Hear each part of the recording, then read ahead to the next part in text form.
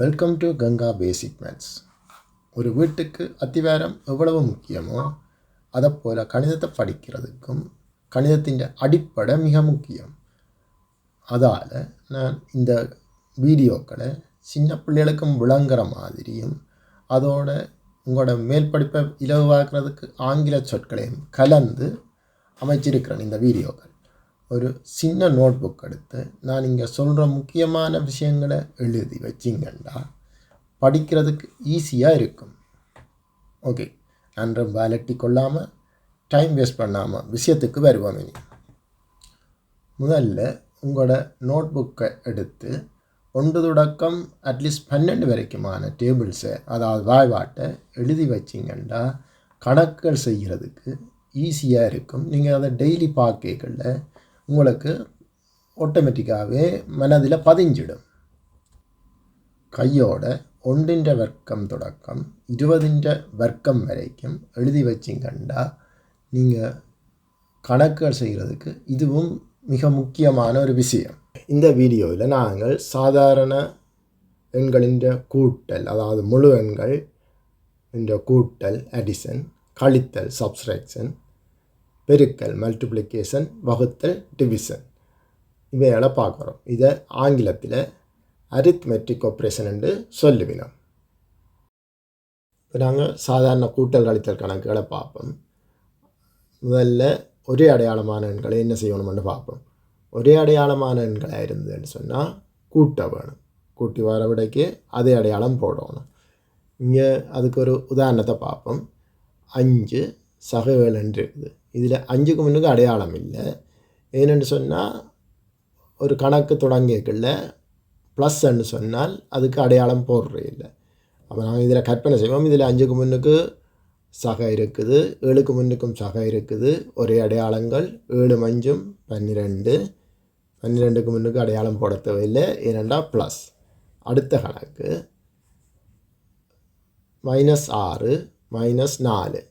அப்போ இங்கேயும் ஒரே அடையாளங்கள். ஒரே அடையாளங்கள்ண்டா கூட்ட வேணும். கூட்டி வார விடைக்கு அதே அடையாளம் போடணும்.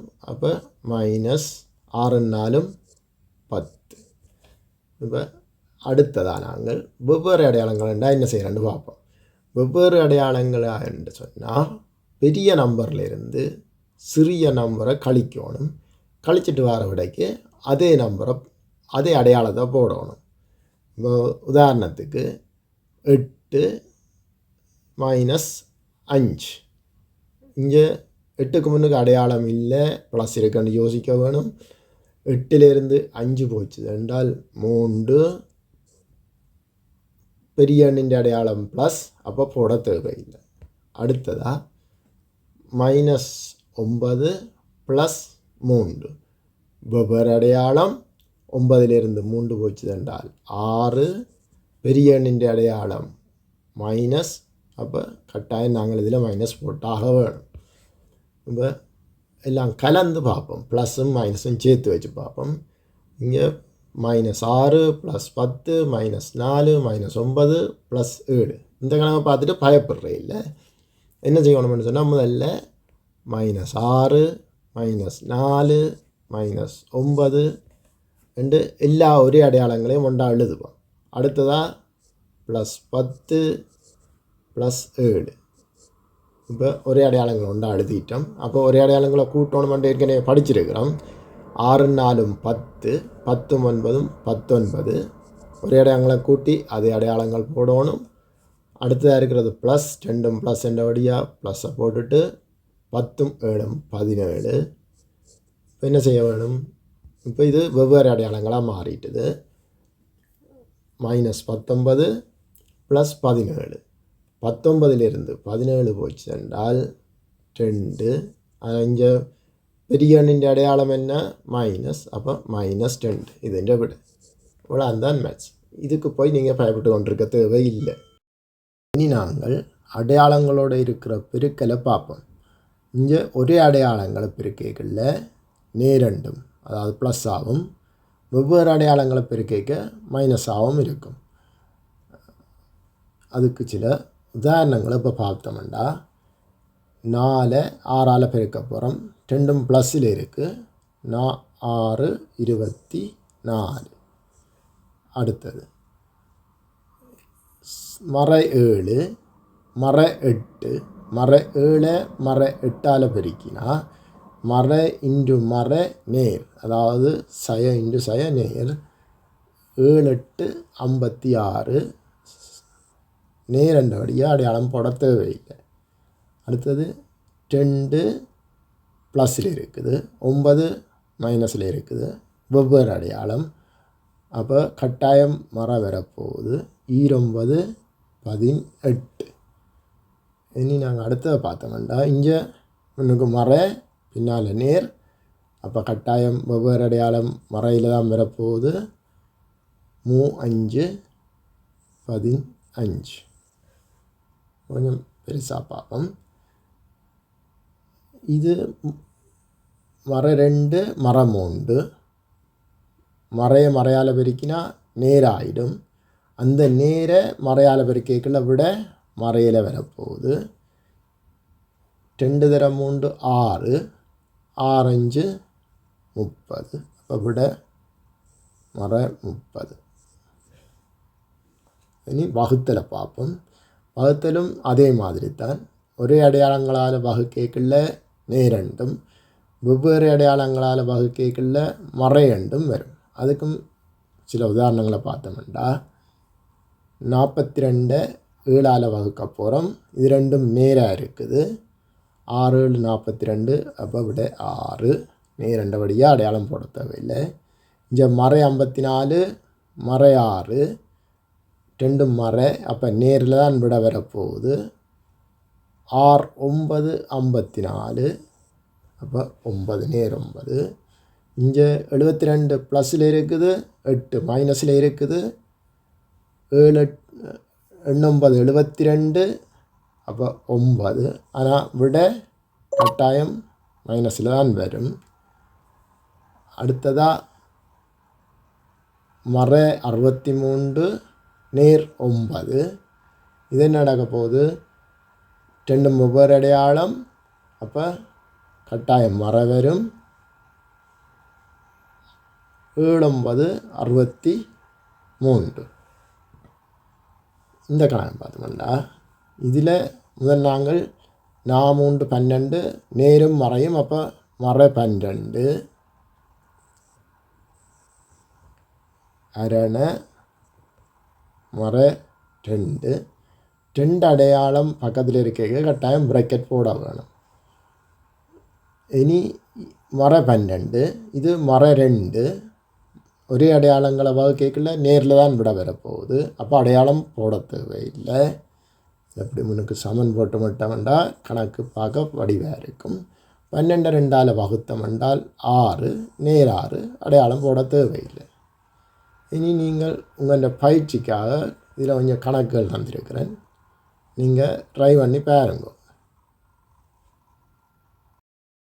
கணக்கில் மிக மிக முக்கியமான ஒரு விஷயத்தை பார்க்க போகிறோம்.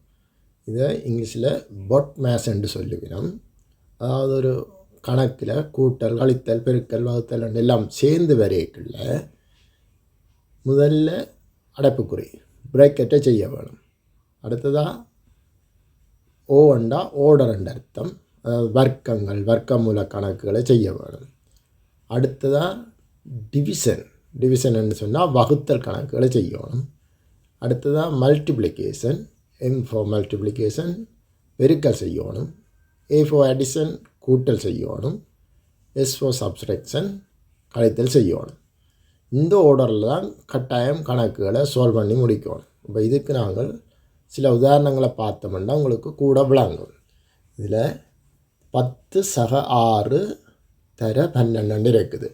எங்களுக்கு பொட்மேஸ் ஆர்டரின் படி நாங்கள் இதில் ப்ராக்கெட் இருக்கோ இல்லை, ஆர்டர் இல்லை, மல்டிப்ளிகேஷன் இருக்குது. அப்போ முதல்ல மல்டிப்ளிகேஷனை தான் செய்யணும். அப்போ 10 அப்படியே எழுதி வச்சுக்கொண்டு 10 சக 6 12. இனி நாங்கள் 10 12 கூட்டலாம். 10 12 22. இதே மாதிரி இன்னொரு கணக்கு பார்த்தோம்னா இதில் கழித்தல் இருக்குது, வகுத்தல் இருக்குது. இதில் நாங்கள் வகுத்தெல்லாம் முதல் செய்யணும் அந்த பொட்மேஸ் ஓர்டரின்படி. அப்போ இந்த 15 அப்படி எழுதி வச்சுக்கொண்டு மறை அடையாளத்தை அப்படியே கொடுத்துட்டு, ஏனெண்டா மறைய நேரால் வகுக்கேக்குள்ள விட மறையாத்தான் வரும். அப்போ 4 12 மறை 3. இனி நாங்கள் 15 3 கழிச்சோம் என்று சொன்னால் விட 12.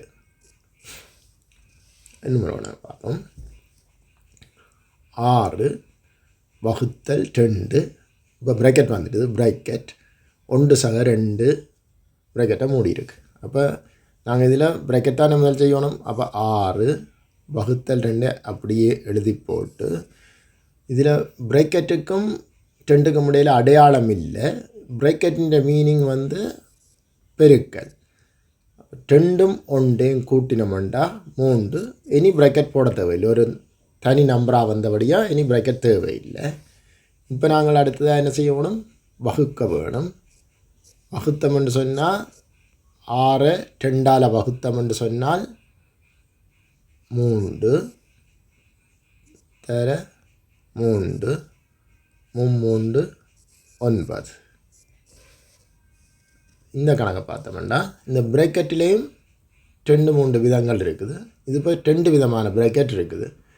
அப்போது ப்ராக்கெட்டுக்குள்ளே தான் முதல் செய்யணும். ஆனவடியாக 5 இந்த பெரிய ப்ராக்கெட்டை சின்ன ப்ராக்கெட்டாக மாற்ற போகிறேன். ஏன்னு சொன்னால் உள்ளுக்கு இருக்கிற கணக்கு சின்ன ப்ராக்கெட்டை உடைச்சோன்னா ஒரு நம்பராக வரப்போகுது.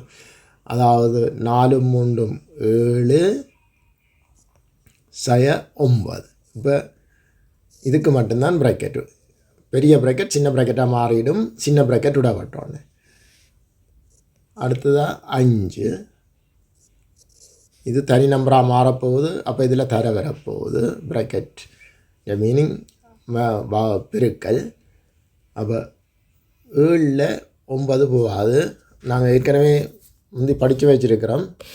மறை நேர் அடையாளங்கள் வெவ்வேறு அடையாளங்கள் இருந்ததுன்னு சொன்னால் பெரிய எண்ணிலேருந்து சின்ன எண்ணை கழிக்கணும். கழித்து வார விடைக்கு பெரிய எண்ணின் அடையாளம் விடணும். பெரிய எண்ணின் அடையாளம் மறை 2 அடையாளம் பக்கத்தில் இருக்கக்கூட ப்ராக்கெட். 9லேருந்து 7 போனால் 2. அப்போ மறை 2. அடுத்ததாக இனி என்ன செய்ய வேணும்? மால் பண்ண வேணும். பெருக்க வேணும். அப்போ ப்ளஸ்ஸை மைனஸால் பெருக்கினா மைனஸ் 2 10. அடுத்த இதில் ஓர்டர் வந்திருக்குது. அதாவது வர்க்கம் வந்திருக்குது. வர்க்கத்தின் இது ஏற்கனவே படிச்சிருக்கிறோம். நாங்கள் தொடக்கத்திலேயே சொல்லி தந்தனால் நீங்கள் வர்க்கம் எல்லாத்தையும் எழுதி பாடமாக்கி வச்சுருக்கிறது ஈஸியாண்டு. இதுக்காகத்தான் 3 சக 5 2 வர்க்கம் பார்க்கணும். அதாவது வர்க்கம்ன்ற அர்த்தம் 2 தர 2 2. அது எவ்வளோ வரப்போகுது? 3 சக 5 சய 4. இப்போ ஒரே அடையாளங்களை கூட்டணும். 5 3 8. 8ல் 4 போனால் 4. பெரிய எண்ணின் அடையாளம் ப்ளஸ். அப்போ ப்ளஸில் விட வரும். அடுத்ததாக 7 மறை 4 வர்க்க மூலம். இதை ரூட் இங்கிலீஷில் சொல்லிடணும். அப்போ 7 மறை 4 வர்க்க மூலத்துக்கு 4க்கும் இடையில் அடையாளம் இல்லை. இதிலேயும் அப்படி என்ற அர்த்தம் தர இருக்குதுன்ற அர்த்தம். வர்க்க மூலத்துக்கும் இதுக்கும் இடையில் அடையாளம் இல்லாட்டி தர இருக்குன்ற அர்த்தம். 9 வர்க்க மூலம் 3. இனி அடுத்ததாக நாங்கள் பெருக்கெல்லாம் செய்யணும். அப்போ 7 மறை 3 12. இங்கேயும் வெவ்வேறு அடையாளம். பெரிய எண்ணிலேருந்து சிறிய எண்ணை கழிச்சோம்னா 12ல் 7 போனால் 5. பெரிய எண்ணின் அடையாளம் மறை. அப்போ மறை 5. இந்த வகுத்தில் இப்படியும் தருவினம் ஒரு ஸ்லாஷ் போட்டு. அப்போ 24 6ஆல் வகுக்கணும். 24 6ஆல் வச்சா 6 24 சக 5 5 4 9. இது மாதிரி இன்னும் நீங்கள் நிறைய கணக்குகள் எடுத்து செய்தீங்கன்னா தான் நீங்கள் ஃபாஸ்ட்டாக செய்ய முடியும். அதே நேரத்தில் உங்களுக்கு மெமரியில் வரும், அந்த பொட் மேத்ஸ் ஆர்டர் வரும். சுகம் ஈஸியாக பொட் மேத்ஸ் நீங்கள் பாடமாக்கி வச்சுக்கொள்ளணும். நீங்கள் இன்னும் நிறைய கணக்குகள் செய்து பார்த்தா தான் நீங்கள் ஃபாஸ்ட்டாக செய்து முடிக்கலாம் உங்களுக்கு தரப்பட்ட நேரத்துக்குள்ள. இதோட இந்த வீடியோவை நான் முடிச்சுக்கொண்டு அடுத்த வீடியோவில் சந்திப்போம். நீங்கள் இந்த மேற்கொண்டு தொடர்ந்து வர வீடியோக்களை பார்க்க விரும்பினீங்கன்னா கீழே இருக்கிற பெல் பட்டனை அமர்த்தி சப்ஸ்கிரைப் பண்ணினா தான் அடுத்த வீடியோக்களும் உங்களை தேடி வரும். அதோட இந்த வீடியோ பற்றின உங்களோட கருத்துக்களையும் நான் அறிய விரும்புகிறதால உங்களோட இந்த கீழே இருக்கிற கமெண்ட் பாக்ஸில் எழுதினீங்கன்னா நான் சந்தோஷப்படுவேன். மீண்டும் அடுத்த வீடியோவில் சந்திப்போம்.